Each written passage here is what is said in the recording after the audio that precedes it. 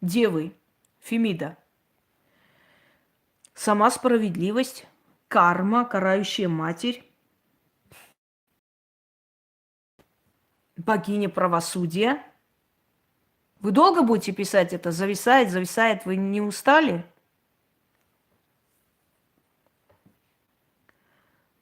Дорогие друзья, Фемида, судебный процесс ею будет выигран.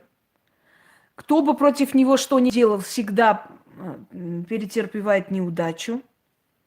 Что касается судебного, она может сидеть, обсудить за круглым столом, причем она не боится, у нее нету двуличия, она сама справедливость. Терпеть не может неправды, и поэтому очень часто страдает, особенно на работе. Потому что когда есть вранье, она молчать не будет. Она обязательно выступит и скажет. Скажет в семье, скажет своей дочери, даже если дочь виновата, не перейдет, то есть перейдет в сторону зятя. Если виноват брат, значит, его отчитает и не перейдет в его сторону. Дева – это очень, да, очень надежный партнер и друг. Это люди, которые вас никогда не подведут, которые очень справедливы. За эту справедливость страдают, но в итоге они в любом случае к ним приходят, и все равно они решают эти споры, и последнее слово всегда за ними. Покровительствует девам сама Фемида. Фемида, юстиция, карма. У дев никогда нет никаких проблем с милицией, полицией, судами. Они обязательно, эти судьи, бегают просто.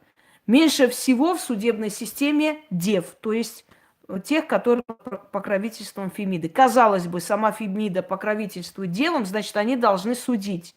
Нет. Как раз судят те, у которых нет ни честности, ни стыда. Они делают то, что им сказали. А если дева окажется в судебной системе, она не сможет там работать. Потому что дева, а там нет акцент на справедливость, там акцент на то, кто больше заплатит, дев нет. Очень мало, редкий случай. Девы, как правило, это управляющие. Девы, как правило, творческие натуры. Девы, которые открывают свои работы и так далее. И они очень справедливо ведут себя с рабочими. Если ваш директор достойный человек, это дева. Справедливо наказала даже там сына какого-то там, не знаю, богатенького какого-то буратино, но наказала его за то, что он гнобил вашего ребенка, а значит, это учительница дева. Девы никогда не принимают сторону сильных или богатых. Они всегда на стороне правды. И это люди, которые никогда по шакале не поступят. Пойдемте далее. Как просить помощи у Фемиды? Можно ли статую Фемиды? Нельзя простым людям. Объясню почему. Потому что Фемида, она всемирная справедливость. Это очень грозная богиня. И поэтому просто так ее статую держать дома не стоит. Ну, так и следовало ожидать, чтобы 9 мая прошло, должны были продлить, конечно. Будут продлевать до того момента, пока у народа не лопнет терпение просто-напросто. Вот и будут продлевать и продлевать до бесконечности. Обращение такое. Зажигайте одну свечу. Можно в доме держать и, скажем так, весы.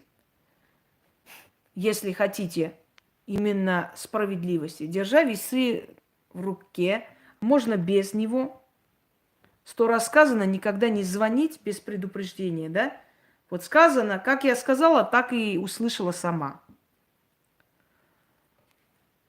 Зажечь черную свечу, она темное божество, темный алтарь и обращаться. О всемирная справедливость, юстиция, Фемида, карма. Между прочим, обращение к Фемиде, которое я давала вам, лучше всего получается у дев, потому что она их покровительница. Обрати свой взор на меня, услышь меня и помоги. И просите то, что просили. А вообще, если честно, у меня есть очень много ритуалов именно обращение к Фемиде. Гера отдельно можете найти, есть в интернете, но чаще всего ее изображают, как она там сидит на корточках возле возле Зевса, перед его олимпийским этим троном. Я как-то показывала. И такое есть. Это тоже можно.